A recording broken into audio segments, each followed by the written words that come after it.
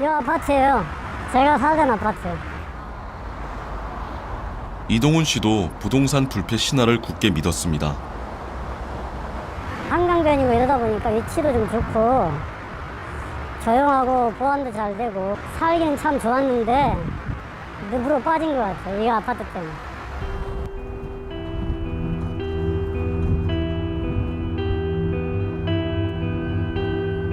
이동훈 씨는 은행과 지인에게 10억을 빌려 분양가 13억 5천만 원의 아파트를 구입했습니다.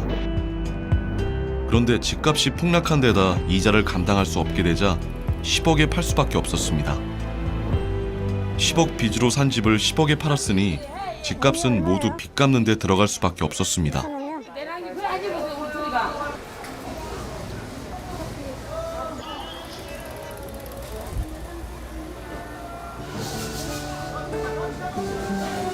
중소기업 간부였던 이동훈 씨는 사업과 부동산 투자 실패가 겹치면서 파산을 할 수밖에 없었습니다. 사실 이동훈 씨는 부동산 투자만큼은 자신이 있었습니다. 그동안 투자를 통해 집을 넓히고 자산을 늘리면서 단 한 번도 실패한 적이 없기 때문입니다. 경기도권부터 시작을 해서 제가 그 일산에서 이제 아파트 사서 그거를 6천만 원인가 이렇게 분양받아가지고 그거를 1억 4천에 팔았어요.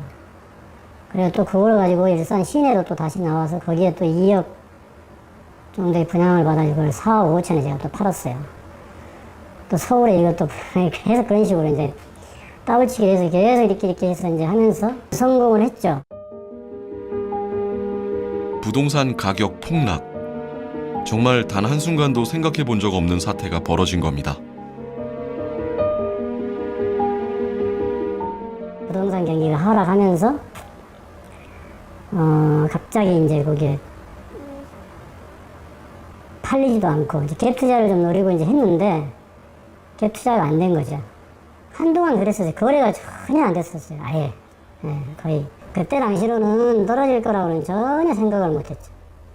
예, 무조건 저는 올라간다고 생각을 했었어요. 2008년 글로벌 금융위기 당시 이동훈 씨처럼 무리하게 빚을 내서 집을 샀다가 이자 부담 때문에 손해를 보고 파는 집주인들이 속출했습니다.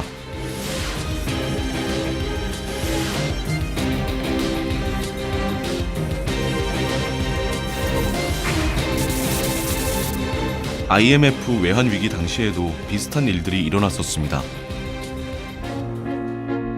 당시 마민지 감독의 아버지 행보도 이동훈 씨와 비슷합니다.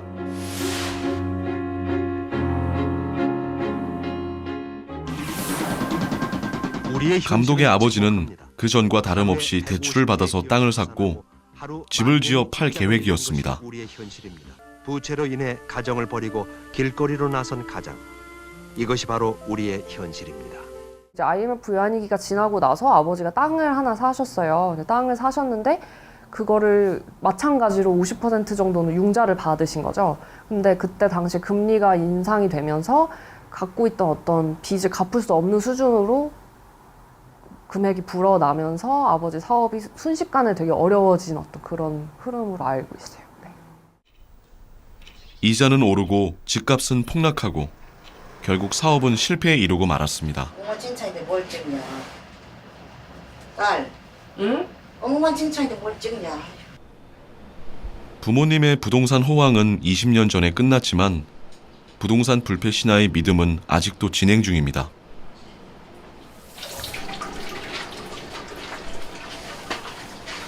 차라리 따고 사 짓는 게 안 낫겠나. 응?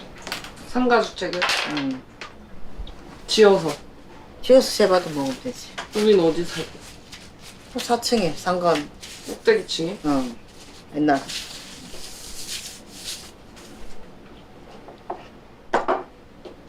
그럼 한 달에 이제 고정적 수입이 나오잖아 이제. 그러면 세 놓으면은. 건물은 무슨 돈으로 짓고? 그러니까. 어허? 대출 받고? 글쎄. 아이고. 아이 졸려라.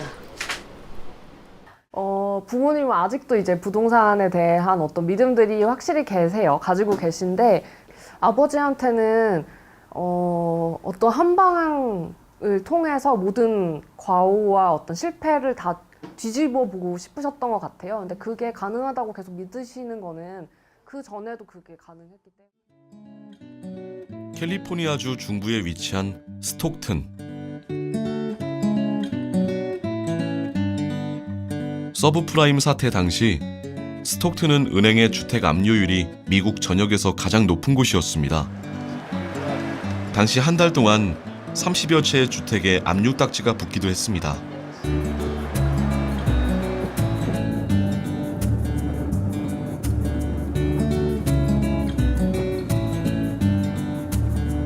(30년) 동안 스톡튼에서 부동산 중개업자로 일해온 피터는 누구보다 당시 사정을 잘 알고 있었습니다.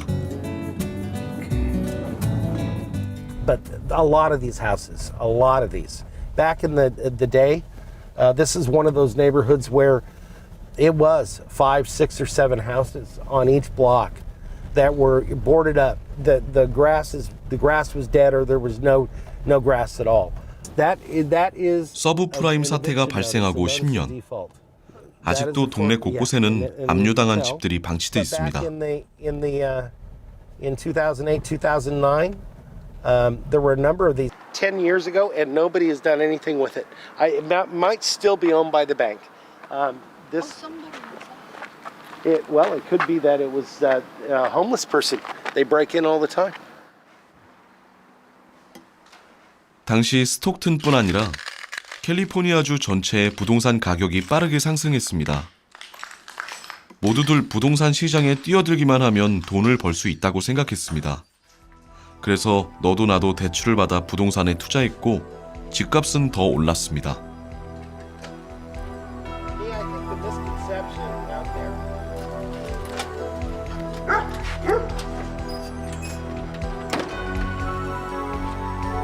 직업과 상관없이 수입을 신고만 하면 누구에게나 대출을 해주던 시절이었습니다. 금리가 오르고 집값이 떨어졌을 때 그들 대부분은 대출을 갚을 수 없었고 집을 포기할 수밖에 없었습니다. Let's say a house like these across the street. When these houses first went on the market before the boom, they were selling for maybe $125,000. By the end of the boom, some of these houses were selling for $400,000. So now all of a sudden they had a loan for $400,000 on a house with a real property value of $125,000. They couldn't sell their homes if they wanted to. And so they had a choice. Do I make a payment on a house that is worthless, or do I walk away from it? And that's what they did. They walked away. 10만 달러의 집을 구입하는데 마이클은 자기 돈 2만 달러를 투자하고 은행에서 8만 달러를 대출받았습니다.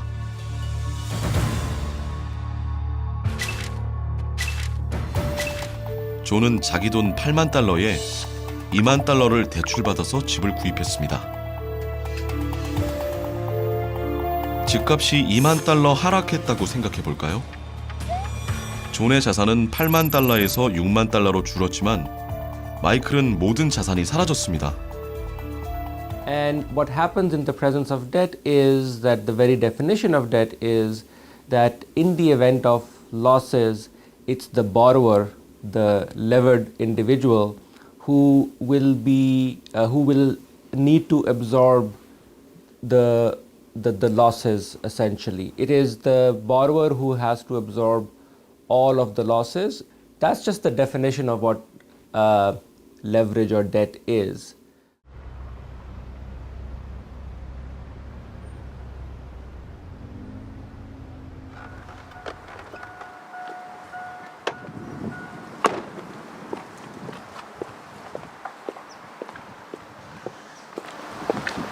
That's the house that I had for about 10 years, from 1999 to about 2009. 카리나 씨는 서브프라임 등급도 아니었습니다. 더구나 집도 서브프라임 사태 이전에 구입한 것으로 5명의 자녀의 반려견까지 대가족이 오랫동안 함께 살 집이었습니다.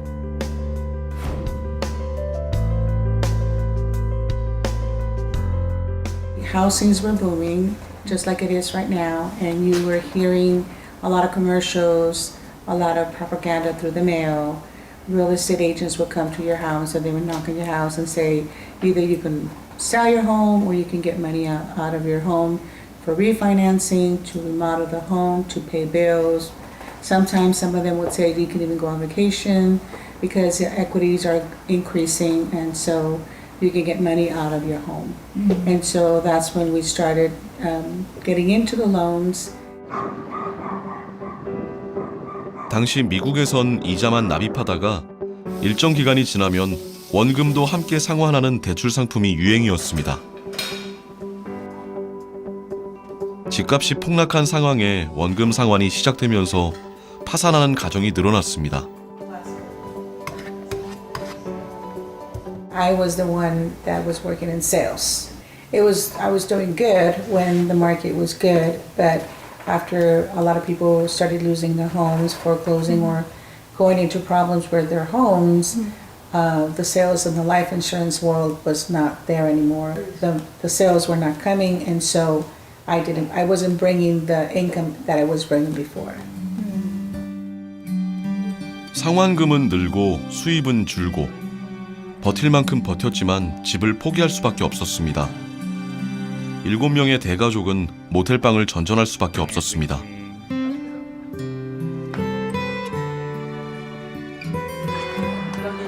그나마도 방값이 없을 땐 자동차에서 숙식을 해결하기도 했습니다. Oh yeah, you still have another seat that's folded. So typically kids stay here?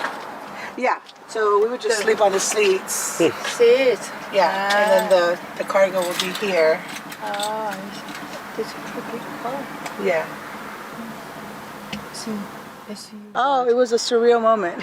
It was a real surreal moment because you think you're going to go ahead and be there for years and end up paying your house, but you end up not paying the house, and come to find out you're not the only one. There was thousands and hundreds of people also going through the same situation, going through the same problem.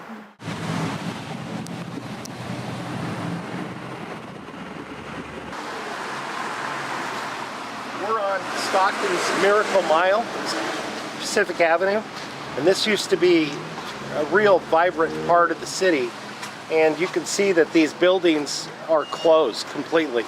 There is absolutely nothing in here. During the recession, these were empty. They went empty. The theater closed, and that had never been closed. 서브프라임 사태가 발생하고 10년이 지났지만 스톡튼은 여전히 나아지지 않고 있습니다.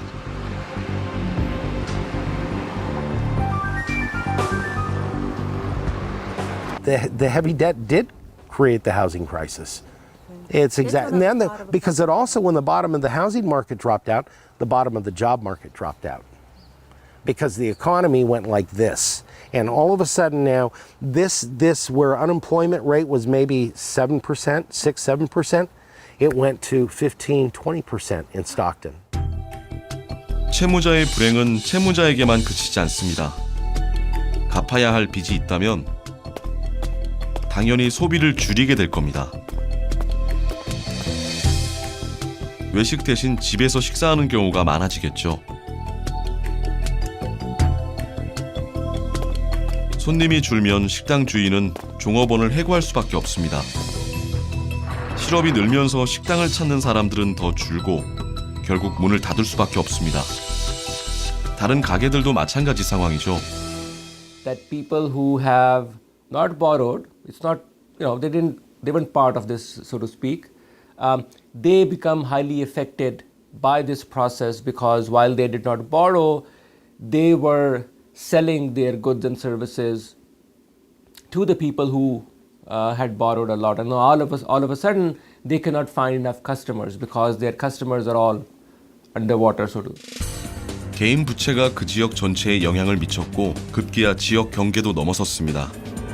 스톡튼 사람들은 당장 급하지 않고 비싼 제품부터 소비를 줄였을 겁니다. 가령 자동차 같은 경우가 되겠죠. 스톡튼에서 자동차 구입을 줄이자 거의 반대편에 위치한 테네시주 자동차 산업에도 문제가 생겼습니다. 당시 테네시의 자동차 산업 일자리는 3만 개 정도 줄었는데 4명 중 1명꼴로 일자리를 잃은 겁니다. that problem spills over to the rest of the economy. So when they are cutting back, and now it's not just one borrower, there are millions of borrowers in the economy, when all of them are cutting back spending at the same time, it's no longer their individual problem only. Now it's everyone else's problem. The entire economy starts to sink, so to speak. 빚을 진 가게들은 빚을 갚기 위해 소비부터 줄였습니다. 소비가 줄자 상품 가격도 내려갔습니다. 기업도 부채를 줄이기 위해 인건비를 감축했고 생산과 고용이 감소했습니다. 경기는 점점 침체됐고 자산 가치는 더욱 하락했고 부채 상환 부담은 더욱 커졌습니다. 부채 디플레이션입니다. 서브프라임 사태 10년 후 미국은 부채 디플레이션에서 완전히 빠져나온 것처럼 보입니다. 실업률은 10%에서 4%로 안정되고 경제 지표도 살아나고 있습니다. 그렇다면 개인의 경제도 회복됐을까요? It's more of a veneer than a full recovery, if you understand what I mean. It seems like it recovered, but I believe there's a lot of inflation that sort of masks probably what we were like beforehand, before 2008. I think the recovery is coming. It's not something that is fast because you don't undo 10 years of an economy that's busted, and all of a sudden overnight it grows. I mean, the markets are booming and everything, but that still has to trickle down to the average person. However, a lot of the prices and the rates in the city have gone up. So we're talking about, though you get paid a little more, you have to put that towards a higher rent, or you have to put that towards higher groceries or transportation. So you don't get to see the benefits of what you're really getting paid for. 서브프라임 사태를 겪으면서 미국 내 빈부 격차는 더욱 커졌습니다. 부자들은 변동성이 커진 주식시장에서 큰 돈을 벌었고 저금리로 대출받은 돈으로 더 큰 부자가 됐습니다. 반면 수백만 명이 하루아침에 일자리를 잃고 은행 대출로 어렵게 마련한 집을 압류당한 사람들이 부지기수였습니다. 그들의 불행은 여전히 진행 중입니다. 코로나19 사태로 세계 경제의 불확실성이 커지자 미국 중앙은행인 연방준비제도가 전격적으로 기준금리를 0.5%포인트 인하했습니다. 부동산 시장은 뜨거웠습니다. 우리는 저금리 시대를 살았습니다. 물가가 너무 많이 올라서 걱정인데요. 정부의 예상과는 정반대로 가고 있습니다. 많은 사람이 쉽게 대출을 받았고 부동산 가격이 급등하던 시기이기도 하죠. 5천억 원의 신용대출이 이루어지자 Yeah, and this is exactly what we've seen. For the last 8 or 10 years, we had very low interest rates, and people got used to that, right? People get into habits and customs of how to operate. And so if interest rates are very low, and that means credit card rates are low, mortgage rates are low, car rates are low, and so you tend to borrow more when rates are low. Today, instead, the world has changed. We've gone from a world where interest rates are too low to a world in which interest rates are too high. Why they are too high? Inflation has come back. 경기가 과열되면 금리를 올려 시중에 돈을 걷어들입니다. 제롬 파월 미 연방준비제도 의장은 높은 인플레이션이 지속할 경우 금리를 예상보다 더 인상하겠다고 밝혔습니다. 전국 아파트 매매와 전셋값이 가장 큰 폭으로 떨어졌습니다.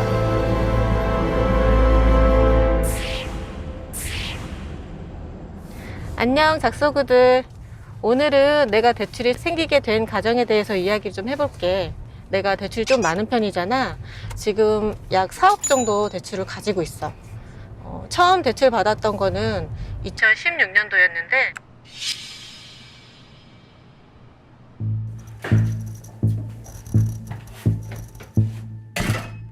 2016년도에 하나 매입을 했었고요. 그 다음에 2018년도에 하나 매입을 했었어요.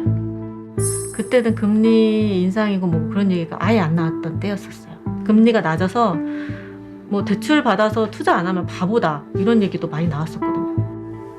맞아.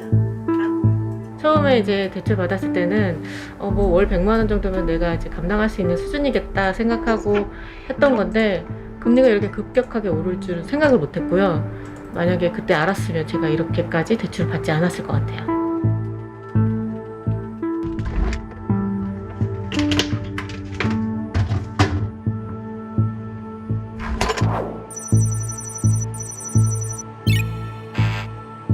월 100 좀 넘었던 이자가 200이 넘어버렸습니다.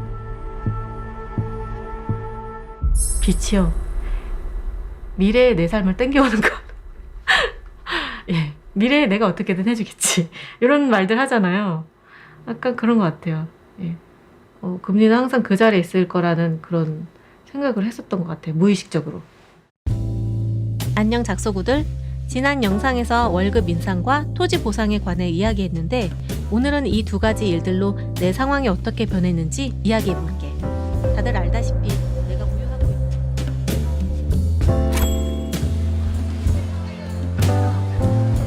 팬데믹 시기 낮은 금리는 자격이 안 되는 사람들에게 과도한 대출을 허용했습니다.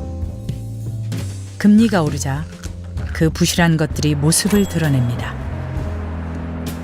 시간의 가치를 무시한 대가가 찾아옵니다.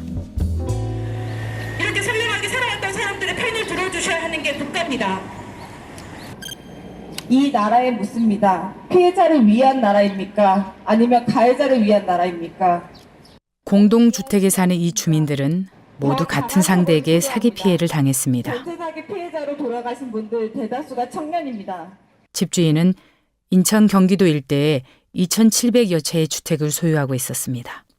범죄 조직 단체로 처벌하라! 처벌하라! 처벌하라! 처벌하라! 은닉재산을 반드시 찾아내어 피해자에게 돌려달라! 돌려달라! 돌려달라! 돌려달라!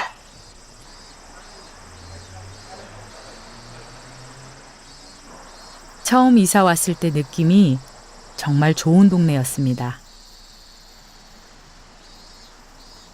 조용하고 친절한 사람들.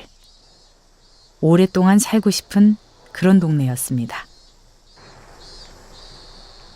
제가 이제 처음에는 월세를 살다가 조그만한 전세를 얻어가면서 점차 늘려온 자산인 거죠. 다 저축이죠. 안 입고 안 쓰고 모아서 이렇게 저축을 해놨는데 이거를 이제 한 번에 이렇게 몇 천만 원을 털려버리니까 아 이걸 열심히 모아서 살 필요가 있나? 빌린 명의로 빌라나 아파트를 지은 뒤 전세 보증금을 받고 주택담보대출을 또 받고 또 공동주택을 신축하고 그런 식으로 남들이 쌓은 시간의 가치를 허물어 버렸습니다.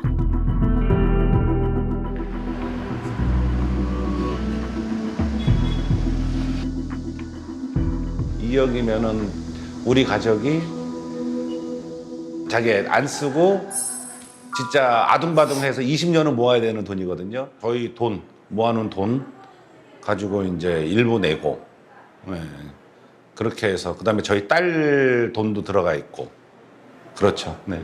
이런 일을 겪으면서 돈에 대한 생각이나 이런 게 좀 바뀐 게 있으세요? 솔직히 얘기해도 되나요? 네.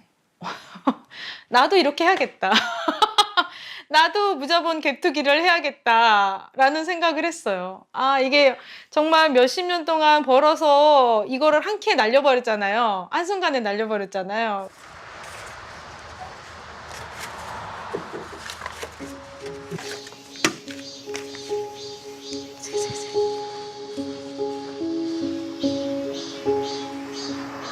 금리, 돈의 값. 내일을 위해 오늘을 견딘 사람들에게 돈의 값은 피눈물입니다. 그게 질문이 될란가 모르겠네.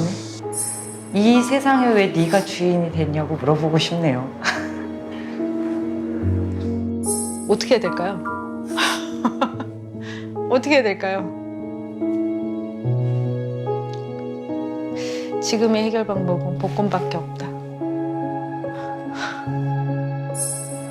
잘 모아놓을 것 같아요. 잘 모아놓을 걸. 그 생각을 저도 많은 걸 해봤기 때문에 잘 모아놓을 거라는 생각을 했습니다. 돈은 있으면 좋죠. 돈이요? 어떻게 하면 모을까요? 어떻게 하면 그 빚을 갚을까요? 이거죠. 지금 전혀 궁금하지 않아요. 돈에 대해서 궁금하지 않아요. 네. 하나하나 다 걱정을 계속 생각을 하면 스트레스에 잠을 못 이룰 것 같아서 지금 다 내려놓고 아까 말씀드린 대로 그냥 하루하루 살고 있는 듯한 느낌?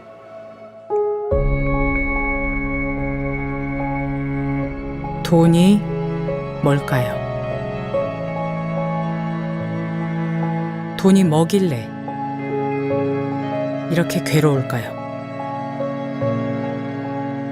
돈을 쫓는 이 여정을 저는